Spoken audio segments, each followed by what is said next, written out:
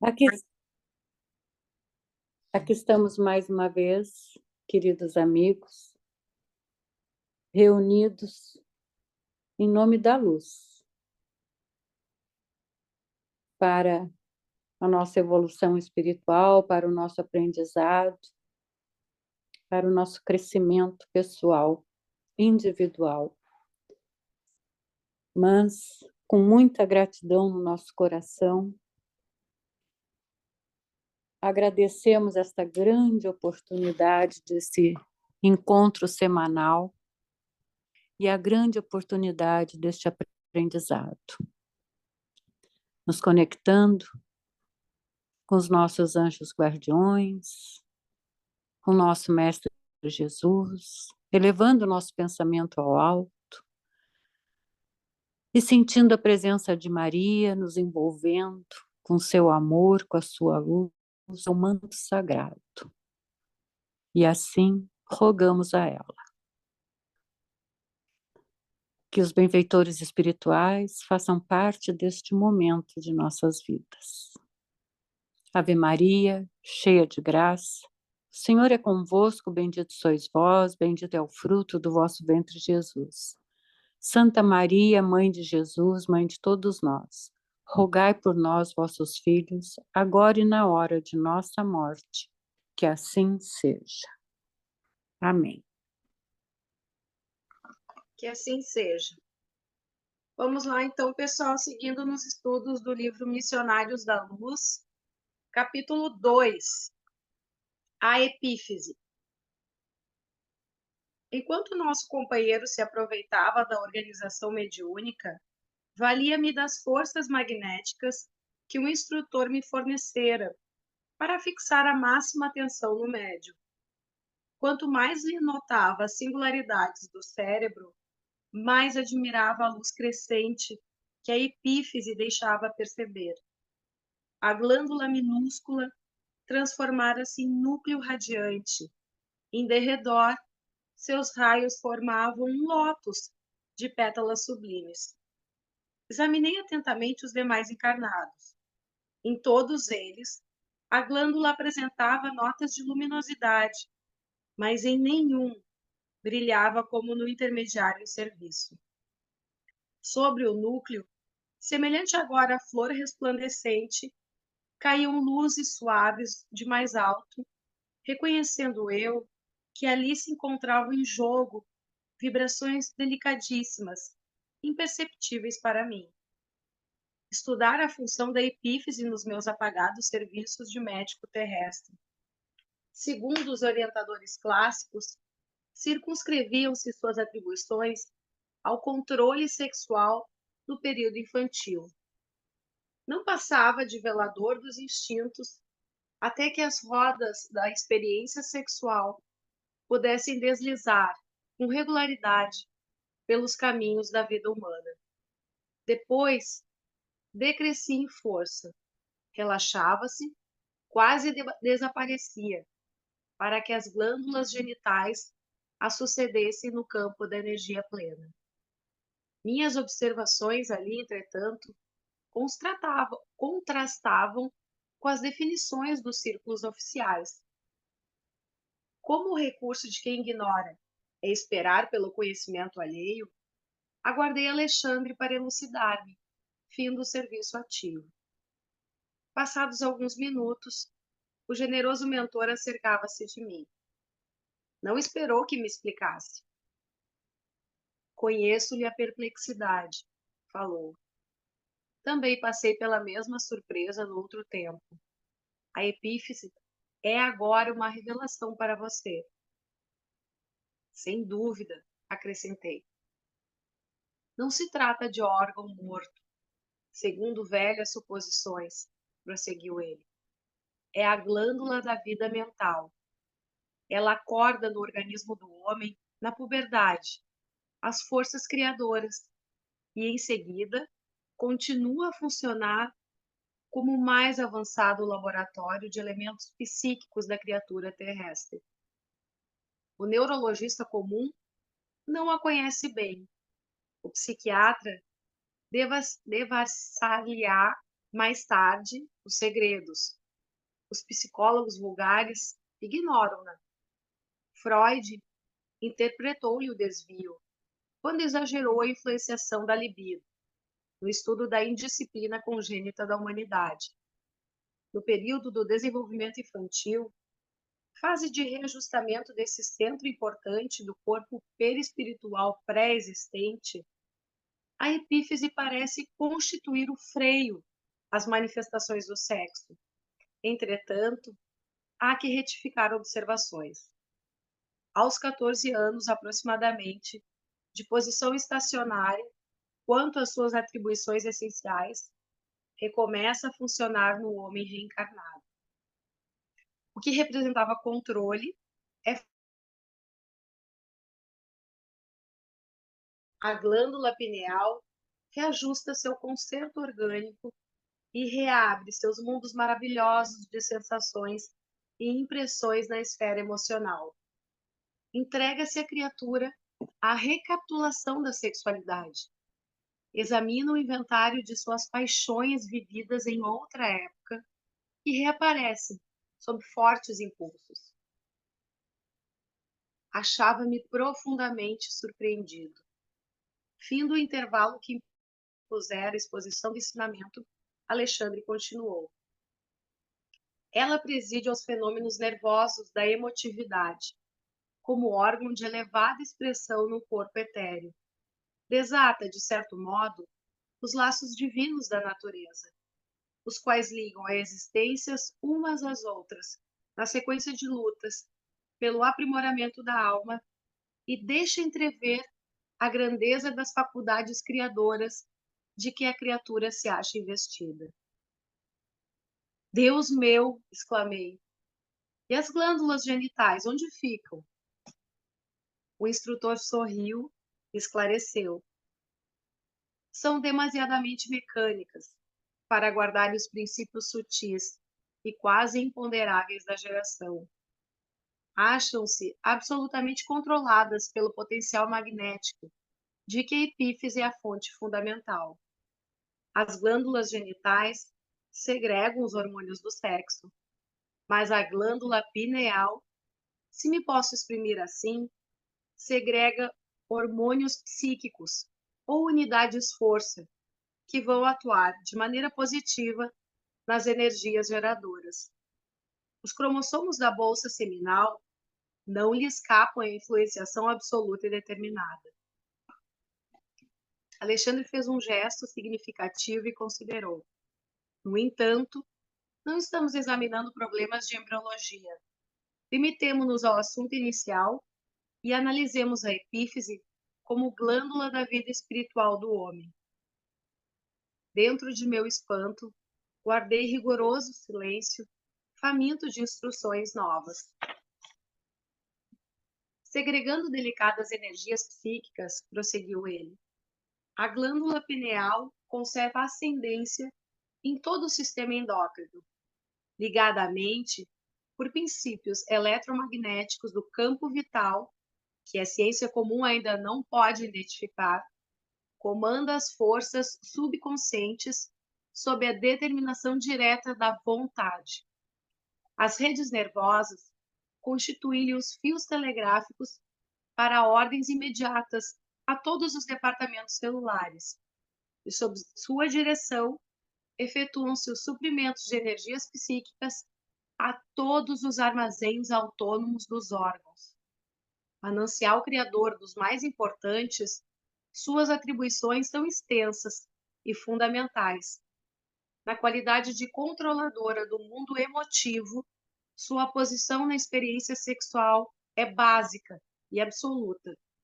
De modo geral, todos nós, agora ou no pretérito, viciamos esse foco sagrado de forças criadoras, transformando-o em um imã relaxado entre as sensações inferiores de natureza animal. Quantas existências temos despendido na canalização de nossas possibilidades espirituais para os campos mais baixos do prazer materialista, lamentavelmente divorciados da lei do uso, abraçamos os desregramentos emocionais, e daí, meu caro amigo, a nossa multimilenária viciação das energias geradoras, carregados de compromissos morais, com todos aqueles a quem ferimos com os nossos desvarios e reflexões. Do lastimável menosprezo a esse potencial sagrado, decorrem os dolorosos fenômenos da hereditariedade fisiológica, que deveria constituir, invariavelmente, um quadro de aquisições abençoadas e puras. A perversão do nosso plano mental consciente, em qualquer sentido da evolução, determina a perversão de nosso psiquismo inconsciente, encarregado da execução dos desejos e das ordenações mais íntimas, na esfera das operações automáticas. A vontade desequilibrada desregula o foco de nossas possibilidades criadoras. Daí procede a necessidade de regras morais para quem de fato se interesse pelas aquisições eternas nos domínios do espírito. Renúncia, abnegação, continência sexual e disciplina emotiva não representam meros preceitos de feição religiosa. São providências de teor científico para enriquecimento efetivo da personalidade. Nunca fugiremos à lei, cujos artigos e parágrafos do Supremo Legislador abrangem o universo. Ninguém enganará a natureza. Centros vitais desequilibrados obrigarão a alma à permanência nas situações de desequilíbrio. Não adianta alcançar a morte física exibindo gestos e palavras convencionais se o homem não cogitou do burilamento próprio. A justiça que rege a vida eterna jamais se inclinou. É certo que os sentimentos profundos do extremo instante do espírito encarnado cooperam decisivamente nas atividades de regeneração além do túmulo, mas não representam a realização precisa. O instrutor falava em tom sublime, pelo menos para mim, que pela primeira vez ouvia comentários sobre consciência, virtude e santificação, dentro de conceitos estritamente lógicos e científicos no campo da razão. Agora, aclaravam-se dos raciocínios de modo franco. Receber um corpo nas concessões do reencarnacionismo não é ganhar um barco para a nova aventura ao acaso das circunstâncias, mas significa responsabilidade definida no serviço de aprendizagem, elevação ou reparação dos esforços evolutivos ou redentores. Compreende agora as funções da epífise no crescimento mental do homem e no enriquecimento dos valores da alma? Indagou-me o orientador. Sim, respondi sob forte impressão. Segregando unidades-força, continuou, pode ser comparada à poderosa usina, que deve ser aproveitada e controlada no serviço de iluminação, refinamento e benefício da personalidade, e não relaxada em gasto excessivo do suprimento psíquico nas emoções de baixa classe. Refocilar-se no charco das sensações inferiores, à maneira dos suínos, é retê-la nas correntes tóxicas dos desvarios de natureza animal e na despesa excessiva de energias sutis. Muito dificilmente consegue o homem levantar-se do mergulho terrível nas sombras. Mergulho que se prolonga, além da morte corporal. Em vista disso, é indispensável cuidar atentamente da economia de forças, em todo o serviço honesto de desenvolvimento das faculdades superiores. Os materialistas da razão pura, senhores de vastos patrimônios intelectuais, perceberam de longe semelhantes realidades, e no sentido de preservar a juventude, a plástica e a eugenia, fomentaram a prática do esporte, em todas as suas modalidades. Contra os perigos possíveis, na excessiva acumulação de forças nervosas, como são chamadas as secreções elétricas da epífise, aconselharam aos moços de todos os países o uso do remo, da bola, do salto, da barra, das corridas a pé. Desse modo, preservam-se os valores orgânicos, legítimos e normais para as funções da hereditariedade. A medida, embora satisfaça em parte, é contudo incompleta e defeituosa. Incontestavelmente, a ginástica e o exercício controlados são fatores valiosos de saúde. A competição esportiva honesta é fundamento precioso de socialização. No entanto, podem circunscrever-se a meras providências em benefício dos ossos e, por vezes, degeneram-se em elástico das paixões menos dignas. São muito raros ainda na Terra os que reconhecem a necessidade de preservação das energias psíquicas para engrandecimento do espírito eterno. O homem vive esquecido de que Jesus ensinou a virtude como esporte da alma, e nem sempre se recorda de que no problema do aprimoramento interior não se trata de retificar a sombra da substância, e sim a substância em si mesma. Ouvia-lhe as instruções entre a emotividade e o assombro.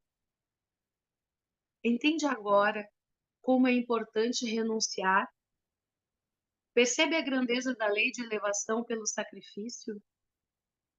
A sangria estimula a produção de células vitais na medula óssea. A poda oferece beleza, novidade e abundância nas árvores.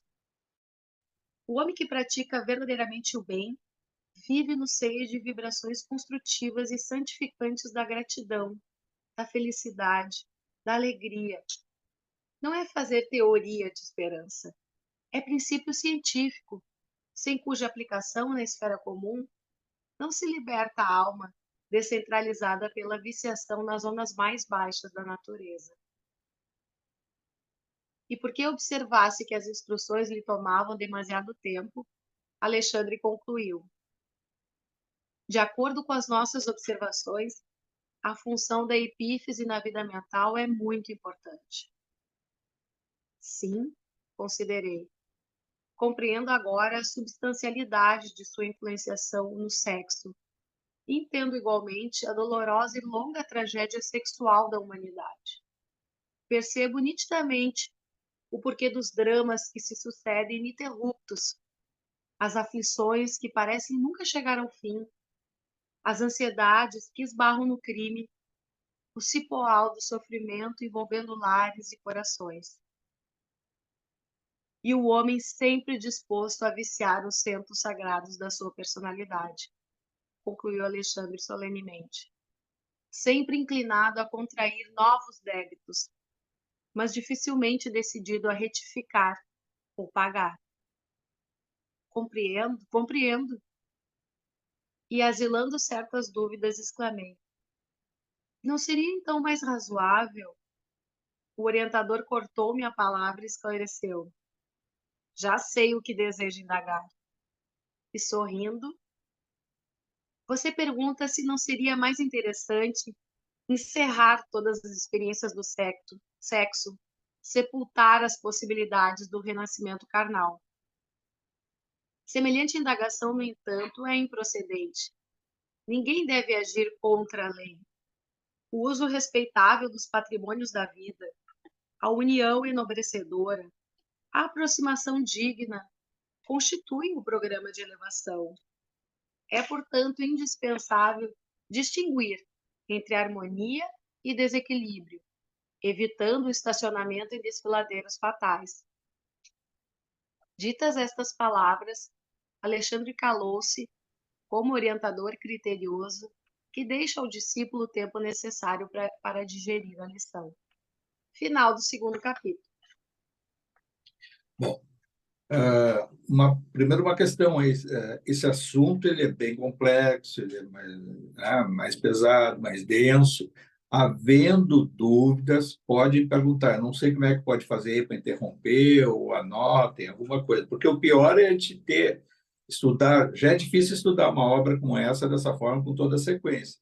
Agora, não compreender uma coisa, às vezes são detalhes. Uma vez, em relação a essa obra, e aí tem muitas queixas, as obras do André Luiz, sobre o português, muito erudito, né? Uma coisa assim mais difícil, as pessoas acabam até não lendo. Mais do que ler, que a gente se propõe a estudar, já começa uma coisa que eu acho que até poderia ter sido evitado nessa obra, quando fala em epífise e pineal. Toda hora fica variando, epífise e pineal. É a mesma coisa. Talvez, quem não tem um pouco de conhecimento e leia isso aí meio assim direto, fica numa confusão, pineal, epífise e tal, porque em nenhum momento ele diz que é a mesma coisa. Vai rodando uma frase, um parágrafo e outro, dizendo uma e outra, não dizendo que é ou. Então, para nós, a gente vai sempre falar pineal. Por quê? Porque as obras até mais modernas, quando se refere à mediunidade, refere a pineal. Então, epífise a gente vai deixar para lá, vai ficar só no texto, a gente ainda vai ter muita repetição sobre esse termo aí, epífise. Esqueça epífise e vamos falar em pineal. Tá? A pineal dá para a gente pegar esse capítulo aí e falar pineal isso, pineal aquilo, tá?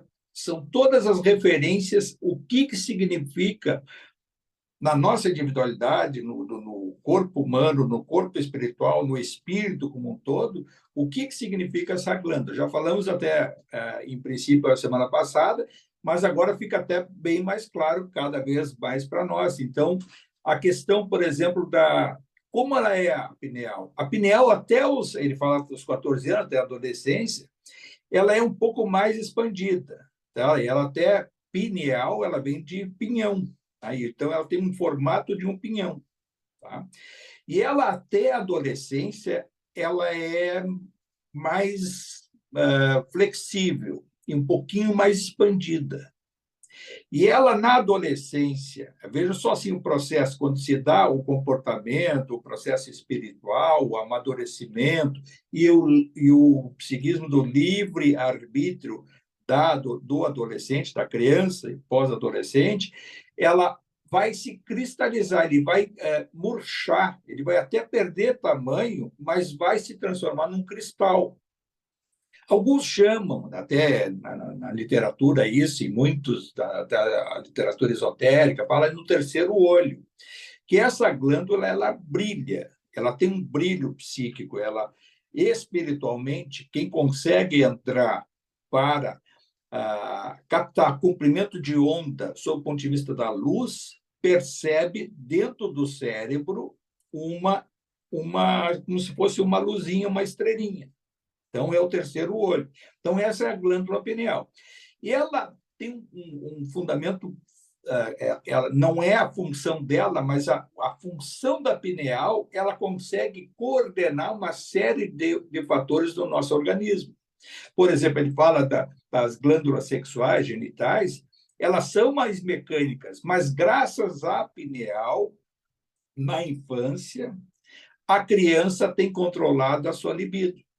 Não é por causa da idade, até que tem crianças desajustadas que têm uma libido aflorada antes dos 10 anos, né? Não é o normal. Alguma disfunção existe. Agora, é a pineal que dá a condição para que as glândulas sexuais não se alastrem na primeira infância, na infância, né? Até a pré-adolescência.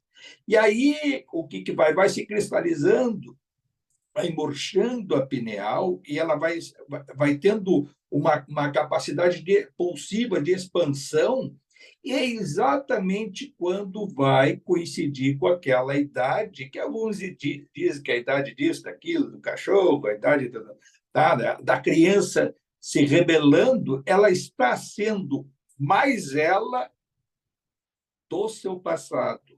Ela está exercendo a pineal, ela conecta o seu passado e aí o espírito passa a ter, lenta e gradualmente, um poder do exercício da sua vontade, que é o que aproveitam alguns espíritos, né? do baixo astral, de poder influenciar nesse período para que aquele passado, todos nós temos um passado que é uma sombra, nós temos coisas, o espírito, na realidade, ele é único. E ele sendo único, é correto até quando os católicos, algumas religiões que não acreditam em reencarnação, dizem assim, não, a vida é uma só. Realmente, a vida é uma só. Nós trocamos só de roupa, nós trocamos de corpo. Onde nós estivermos, nós estamos com a roupa necessária para esse local. Por isso que encarnamos, desencarnamos, mas o espírito é um só. A vida como eternidade é uma só. E é nesse período em que recebemos nosso componente genético do pai, da mãe, o espírito vem mais ou menos elaborado na sua missão, no seu projeto a ser exercido, e é dado para ele, isso aí faz parte da nossa natureza e tem que ser assim, é dado a ele o poder das suas escolhas, que coincide com essa idade e coincide com esse fenômeno que passa a pineal. Ela passa a ser aquela luz pulsante que vai dar a condição das coordenadas que o próprio espírito vai dirigir para a sua vida. É nesse momento que muitos espíritos que já estudaram, que já passaram por várias experiências, que estão elaborando o projeto futuro de reencarnação, eles têm muito medo dessa fase. Medo. E aí pede encarecidamente aos amigos espirituais, não me deixa cair naquele período mais que vai ter aqueles impulsos, o impulso sexual, o impulso do mundo dos prazeres, do ter e não ser, né? Que a criança, o adolescente pensa, o carrão, a roupa da moda, a festa, o fazer como os outros fazem para estar inserido numa onda, e isso há uma tendência de que, quando não vigiar e não tiver o auxílio, que é fundamental a educação, o berço, né? Aquela coisa do componente social que a gente fala da família, né? E do seu meio, a educação da escola e assim por diante, há espíritos que temem muito isso, porque eles vão ter que contar com o equilíbrio dos pais, o equilíbrio dos irmãos, o meio que eles vão frequentar, e vai ter esse período que vai ter os impulsos espirituais obsessivos, que vão tentar chamar aquele espírito para práticas pretéritas. Que práticas são essas? Não importa que ano foi, importa que está registrado nas nossas memórias acásicas, e eles vão impulsionar, através da pineal, o passado do adolescente, e ele pode acabar até entrando na onda. Alguns até entram, depois se redirecionam, e aí não adianta, não é só a educação, vai ter que ter aquele componente que é o poder das escolhas. Então, é fundamental e importante, ele fez isso aí, depois vai dar até essa questão da pineal, não é a glândula do sexo, mas ela consegue fazer com que as escolhas e o desordenamento sexual, através dela, é um filtro. O filtro na infância e poderá ser mais adiante. E aí a gente vai entender outras coisas. Por que alguns médiums com mediunidade aflorada acabam se desvirtuando no campo da sexualidade? De escândalos, isso, daquilo, que tem muitas histórias que ficam ocultas, né? Quando a gente fala assim, a igreja tem pedofilia, a igreja tem isso, a sexualidade dentro, e fazem isso, e os abusos, e assim por diante. Claro, como instituição, e aí aquela repetição, e aí o tamanho da sua estrutura. Mas no mundo mediúnico, também ocorre, e é por ali que esses espíritos vão se utilizar deste poder. E a gente vai entender ali na corrente. Olha que na corrente ele diz claramente que todos tinham a iluminação da sua pineal, mas o médium que ia passar e passou aquela mensagem pulsava mais. Então, todos que estão, quando nós estamos em corrente mediúnica, sintonizados com um pensamento único, de elevação, de distanciamento das nossas questões externas, com o propósito de servir, nós pulsamos a nossa pineal. Quando nós temos esse algo a mais, aquele preparo, aquela força motriz interior de servir desinteressadamente, de sintonia, ou seja, com determinação, com fé, a nossa luz vai se expandir mais. E aí ele percebe na corrente e diz claramente que um dos médiuns que se comunicou pulsava mais.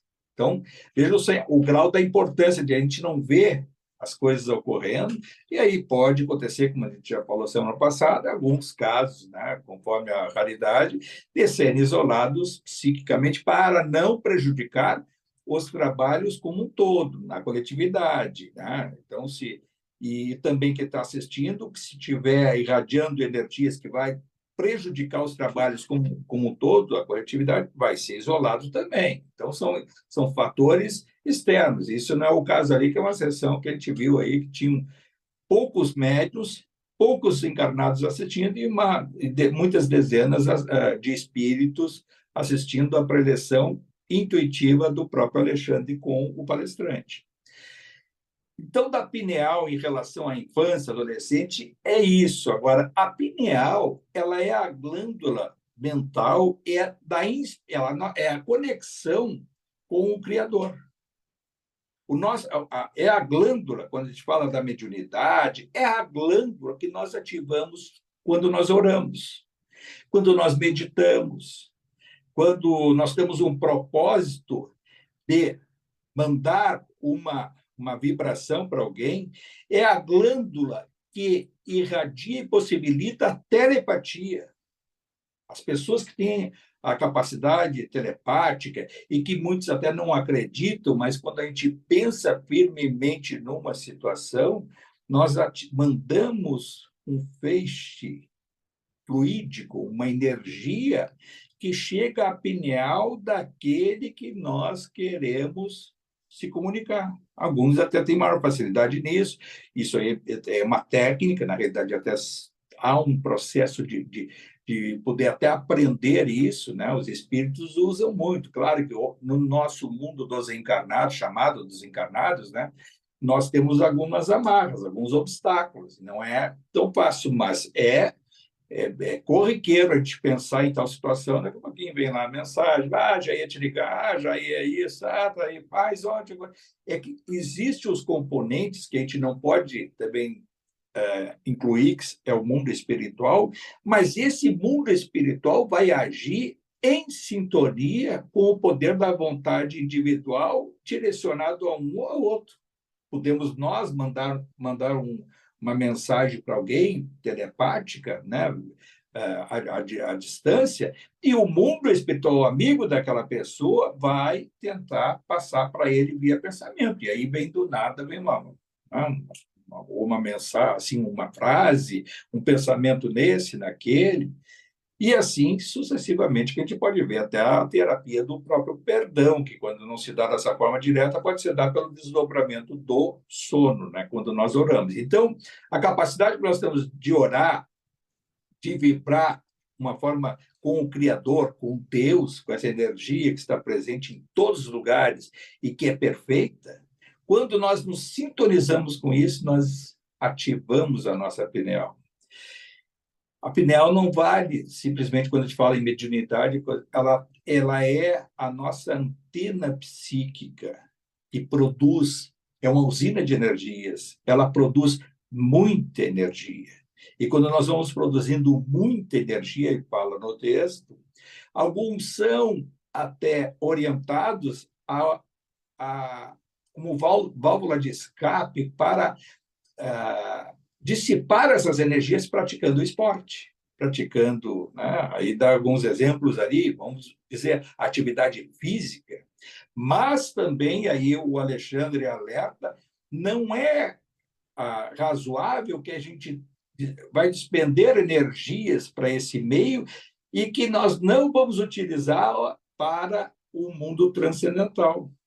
Por isso que nós não entendemos, nós estamos um pouquinho longe disso, mas um dia a gente vai compreender que os espíritos superiores, quando perguntam sobre atividade espiritual, o orgasmo espiritual, eles dizem assim, eles encontram alguns, quando já estão vibrando numa fase superior, o orgasmo deles, psíquico, é o transcendental. O prazer deles é o servir e agregar conhecimento para multiplicar, auxiliando aos outros. Isso traz prazer para eles. E a gente até não entende porque nós estamos ainda num outro patamar. Mas é exatamente a pineal que vai ser o catalisador disso.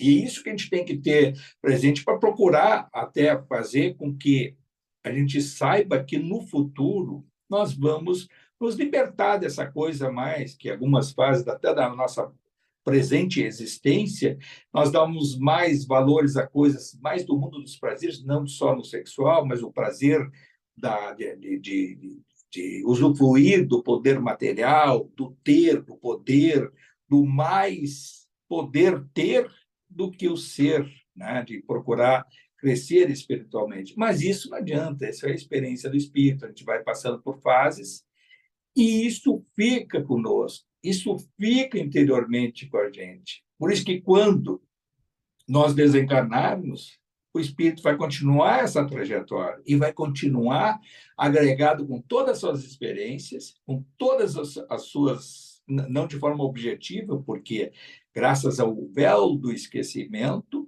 nós vamos avançando, esquecendo o pretérito, porque mais do pretérito tem a nos impulsionar a um estado de culpa, e que culpa gera medo, e aí vem os nossos atrasos. E a gente tem que agradecer, não me lembro sempre, todo dia, dos erros que cometi. Mas, quando eu crescer ou tentar progredir espiritualmente, é de se lembrar das coisas que nos causa até envergonha, muitas vezes, é de ter a consciência de procurar não repetir o erro. E aí é que está. E aí são coisas que estão no Evangelho, não tem nada em oposição que Jesus nos ensinou. Então, a gente procurar, esse é o crescimento espiritual. Mas isso vai se dar encarnado ou já do outro lado, ou do outro lado, já preparado para outra coisa, onde estiver. A consciência significa se dar conta de todas essas coisas. Quem consegue trabalhar bem isso, fica muito mais tranquilo quando trocar de roupa. Vai desencarnar com a consciência de si próprio. Infelizmente, a gente sabe, vê aí por depoimentos e situações que a maioria não tem consciência de si mesmo e, quando desencarna, continua fazendo as mesmas coisas, se inserem numa outra situação e vão levando. Alguém quer perguntar alguma coisa? Flávia, fala. Francisco, então, se a pineal é essa ligação com as nossas vidas passadas, e é ali que está essa nossa fonte Ela psíquica não aí que é, nós ela não é a das vidas passadas, ela dá a condição de despertar o nosso passado. E na adolescência, ela se expande nesse aspecto. Na infância, o espírito é muito mais do outro lado do que aqui, mas pelas suas convivências, pela sua habitualidade espiritual. A pineal, ela dá uma condição assim, como se fosse um rádio, sei lá, um raio, vai ser uma antena que vai chegar ao passado. E aí tem o perigo de, se não for bem filtrado, pode desgovernar, né? Sim, tá. Ela faz essa ponte, então, né, com as nossas vidas Sim, pretéritas. E ela dá aí, acesso, então, acesso. ela é um alvo, assim, de um possível processo obsessivo, ela é o maior alvo. Se eles quiserem nos atingir, por exemplo, com uma monoideia ou vinculando a uma culpa de Isso. passado, ali é o alvo que espíritos, né, que são desafetos nossos, gostariam de nos atingir. E é isso que eles fazem. Eles atingem muitas vezes a criança, o adolescente, ele é uma presa muito fácil, assim, fácil. É por ali que eles podem atacar o pai, a mãe, a família como um todo e o próprio espírito, o próprio adolescente. E vai ser pelo poder das escolhas, e essa tentativa eles fazem de uma forma persistente, às vezes. E aí tem aquela questão, alguns procuram, é que aí o pai, a mãe tem que se adequar à nova fase, não está mais lidando com uma criança de 10 anos. É uma individualidade. E aí tem que ter a sabedoria de procurar levar isso. Vale muito o evangelho no lar. Ele vai dizer assim, evangelho no lar por quê? Porque vai ser naquele momento, pelo menos durante uma semana, que há entidades, espíritos que vão receber essas emanações, ou enfraquecer os intrusos, né? Porque tem coisa, tem o lar, olha como o disse Abraão, mensageiros, tá? Não vou falar da casa da Isabel, mas aí vem assim, pô, de forma persistente, aquele menino lá, o que ela tinha, o rebelde, tentaram por ali também, com a Isabel. Mas por que ele não tinha força, não tinha sintonia do mundo espiritual lá de baixo para tentar entrar no ambiente? Pô, se já o lar ele permanece com uma determinada energia de sintonia persistente, reforçada, toda semana, possíveis intrusos que ali possam interferir de uma forma persistente e até se alojar ali, esses nossos amigos espirituais não vão deixar isso. Não é que não vão praticar violência e nada, eles vão enfraquecer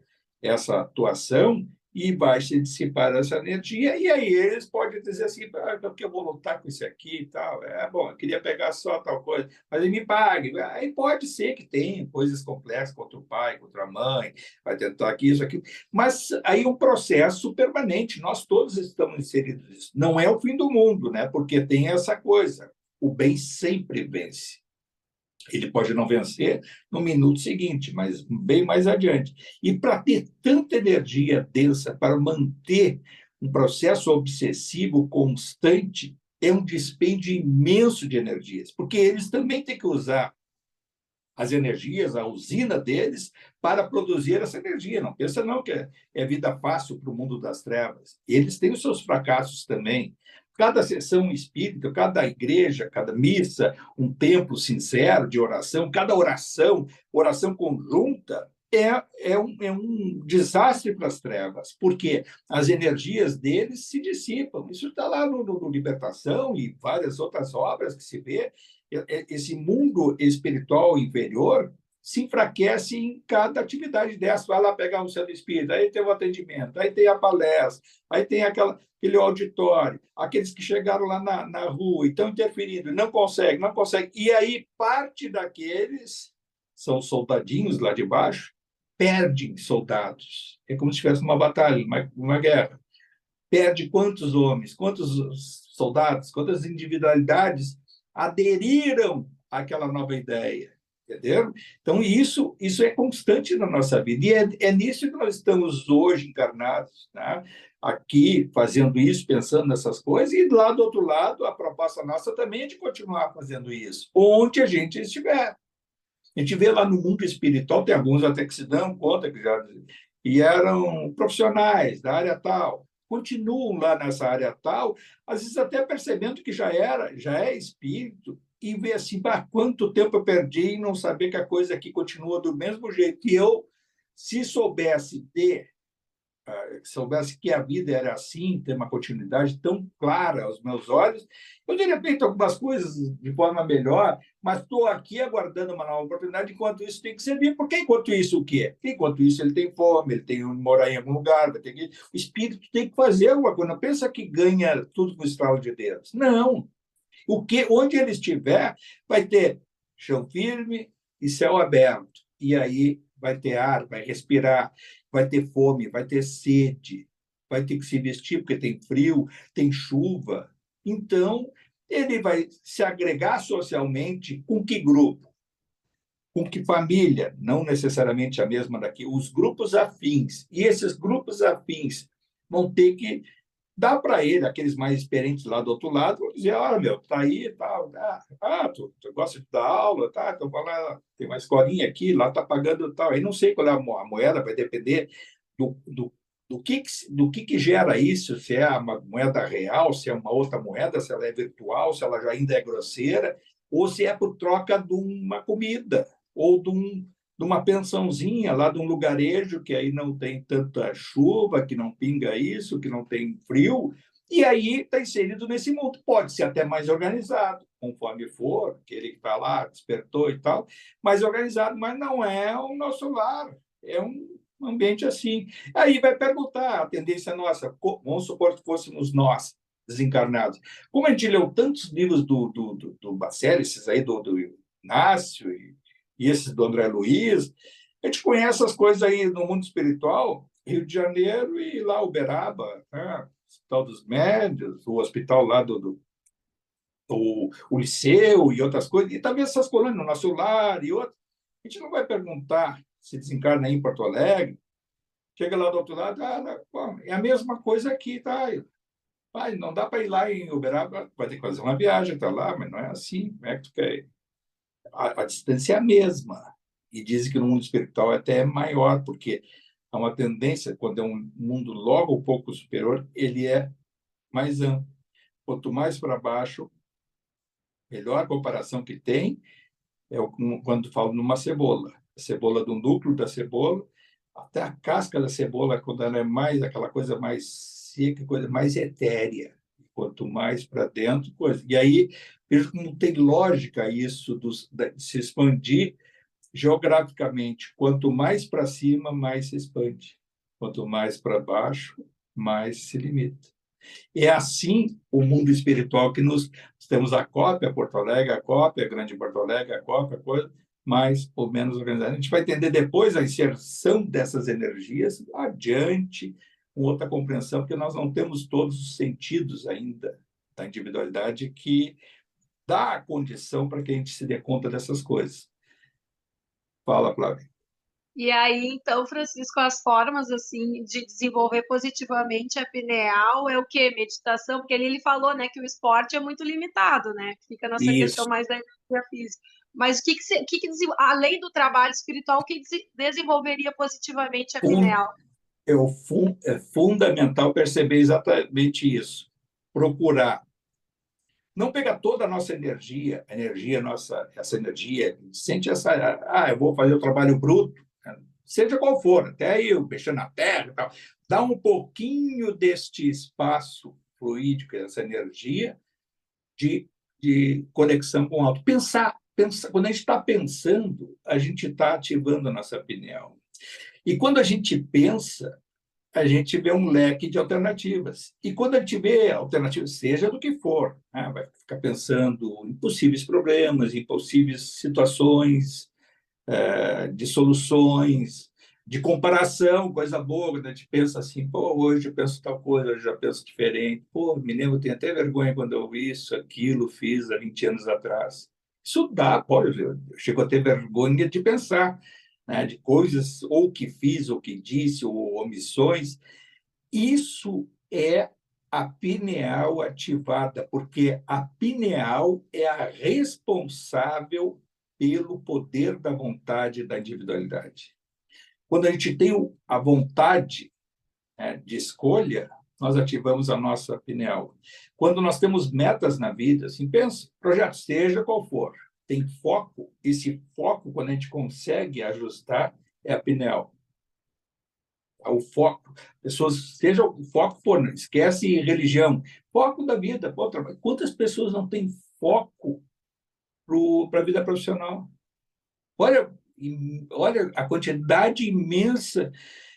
Uma hora encontra com a pessoa, está fazendo tal coisa, já está na outra. Não, aquilo até deixei para trás. Aí botou energia, botou dinheiro, botou tempo, botou isso, e aí já não é. Mas aí a coisa que ele está fazendo hoje, que quer te contar, não, eu acho que isso vai dar certo. Não, a tendência é até não dar certo, porque nunca teve o foco. E essas coisas passam pelo autoconhecimento. E o autoconhecimento passa por quê? Esse pensar, meditar, ou botar na balança, o que eu posso fazer, plano A, plano B, meta. Olha, se der errado aqui, ou se for uma adversidade aqui, o que eu faria? O que vai ser isso, o que vai ser aquilo? Qual seria a minha reação? Para não estar em pânico. Aí tem aquelas pessoas que não pensam em nada. Aí alguma coisa dá errado, entra em pânico, ataque de histeria, aquelas coisas aí, aquela coisa, o dramalhão mexicano, e todo mundo... pessoas que não têm foco, não pensam. E mal a gente sabe, está estudando isso. É muito simples, é um capítulo que diz várias coisas, Pinel, é isso, é aquilo, é do livre-arbítrio, é do poder da vontade, é do foco, é do estabelecimento de meta. E quando a gente trabalha para melhor exercer o livre-arbítrio, também está ativando por quê? A Pinel, porque está pensando, está filtrando coisas. O que a gente está fazendo aqui agora, como qualquer situação. Aí está ali a leitura, a gente fez a leitura, tá, claro, antes eu li o negócio para ver, pô, na cabeça tem isso importante, isso. Tá fixado, claro, um assunto que é bom, gosto e tal. Então tem que filtrar, vai ser isso, é importante dizer isso, dizer aquilo, e aí, isso, se a gente traz para o nosso dia a dia, a gente muda, e muda em todas as situações. Ter meta da leitura. Uma coisa que eu aprendi há muitos anos, muitos anos, eu jamais ficar uma semana sem ler alguma coisa. É pouco, mas 52 semanas por ano, vezes 10 anos, vezes 20 anos. Tá, é pouco. Eu não chego a ficar isso, mas jamais. Não, nem, estou meio sem ler nada. E quem já não lê uma semana já facilmente não vai ler 2 meses. Aí fica aquela coisa, aí vem o adormecimento do próprio cérebro nosso, porque não está catalisando isso. Aí tem as habitualidades, aí tem coisas, coisa que é... Claro que na época de notícias, não é mais jornal, tudo é digital, mais ou menos por cima, o que está acontecendo, tem que estar inserido, né? Não precisa ter aquela coisa social e tal, que às vezes suga. Hoje em dia, estava lendo uma reportagem ontem do tal do, eu nem conheço, não sei, mas é o tal do TikTok, esse que é bem rápido, estava ali dizendo que aí o cérebro nosso, né, desses adolescentes, dessas pessoas que usam mais isso, de processar uma velocidade e nada com foco. Está falando em foco, nada. E aí, daqui um pouquinho, aí a reportagem era sobre os anúncios da publicidade, que não está mais valendo a pena. Por quê? Porque, da mesma forma que passam tão rápido, é rápido porque são coisas de poucos minutos, sei lá, e aí as coisas, a publicidade também não é fixada, que estavam vendo que não tem tanto retorno. E que estavam dizendo que talvez um dos melhores é o YouTube, mas ele tem muito lixo também. Só que, felizmente, dá para fazer ali aquela seleção, vai lá, e às vezes, quando faz uma coisa mais ampla, vai lá e exclui o histórico, para o algoritmo não ficar mandando lixo todo dia, e aí não tem interesse em ver e tal. Aí começa a ficar uma coisa, se sabe quais são os canais mais interessantes, mas isso aqui não quer dizer que tem que ser só doutrina e isso. Tem assuntos muito interessantes, universais, né? Coisa da ciência, coisa de canais muito bons, olha, de conteúdos muito bons. E ali é uma forma também de se informar. Mas ele pode produzir também lixo se não for organizado, se não tiver foco. Entendeu? Então, essas coisas todas, o poder de escolha, eu acho que a coisa mais importante que eu pegaria desse capítulo, o poder do livre-arbítrio, o poder da vontade de cada um, está em ativar a Pinel. Isso que para nós que fica assim esse grande ensinamento desse capítulo, ele é extenso, é assim um livro como um todo, ele é muito científico, mas esmiuçando a gente vai ver que não tem tanta coisa, não é tão difícil a gente compreender. E como é bom compreender algumas coisas, depois ler outras obras, elas acabam se repetindo e dizendo e vai consolidando, e vai consolidando. Aí o filtro nosso às vezes fica tão bem apurado que a gente consegue até ver assim, essas coisas. Quando a gente estava falando semana passada do Inácio, tem coisa que a gente não gosta dele. Aquela parte que eu não gosto ali, aí já vai mais rápido ali. Começa aquela coisa, Maná Roberto, aquelas gracejando, piadinha, né? Já passa, já vou ver o que o Odilon diz e o outro. Aí vai indo até mais rápido e mais interessante. Agora, é lógico, isso a gente vai avançando, vai se aperfeiçoando. Esse é o processo ao qual cada um de nós está procurando estudar, é para se conectar ao alto e procurar aproveitar cada minuto da nossa existência, o hoje, o agora. Esse que é o importante. Saber que existe o para trás que não dá para modificar, mas o para frente, poder de escolha pode ser muito melhor do que já foi no passado. Alguém quer dizer alguma coisa? Senão nós vamos encerrar. Então, nós vamos levar nosso pensamento ao alto, sempre, como sempre, a nossa gratidão. E hoje, no nosso momento de gratidão ao alto, a Jesus, aos nossos amigos espirituais, que permita ao Senhor nos mandarmos uma luz, energias de paz, de conforto a todos aqueles nossos irmãos, irmãs, as famílias que possam estar passando por alguma dificuldade, por essas intempéries, por esse excesso de chuvas no sul do país. A todos aqueles que estejam em muita ansiedade, com medo, né, que possam ser acolhidos no coração de Jesus e que possam, as pessoas, a todos, que possam dar uma ajuda, um algo a mais, a confortar essas famílias, a confortar a todos aqueles que, por alguma razão, possam estar num processo de desajuste e que o Deus Pai Todo-Poderoso possa, através dessa luz, confortar os corações de todos nós, dos nossos familiares, afetos e desafetos. Pai nosso que estais no céu, santificado seja o vosso nome. Venha a nós o vosso reino. Seja feita a vossa vontade, assim na terra como no céu. O pão nosso de cada dia nos dai hoje. Perdoai as nossas ofensas, assim como nós perdoamos a quem nos tem ofendido. E não os deixeis cair em tentação. Livrai-nos de nós todo mal. Que assim seja.